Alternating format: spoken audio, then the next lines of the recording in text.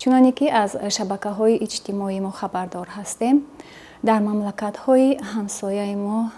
дар мамлакати Қазоқистон беҳад озир як тазоҳурот ба амал омада истодааст. Кӯчаҳо, мағозаҳо ва дар қисми зиёди ҳамин мамлакат бетартибиҳо рух дода истодаанд ва албатта ин аз ҳисоби гурӯҳҳои беруна ба амал омаданд асос ёфтааст ва ба ҳамаи ҳамин мо нигоҳ карда шоҳиди он мешавем, ки ин хел бетартибиҳо ба куҷо оварда мерасонанд. Ва мо дар як мамлакати босубот зиндагӣ дорем ва бояд ки аз ҳамин сулҳу суботи худамон шукр гуфта дар ҳамин ватандории худамон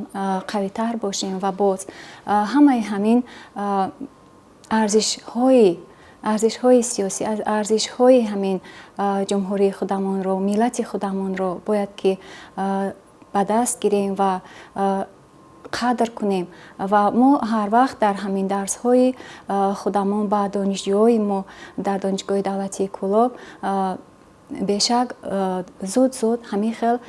дарсҳои тарбиявиро меомӯзонем ва боз тез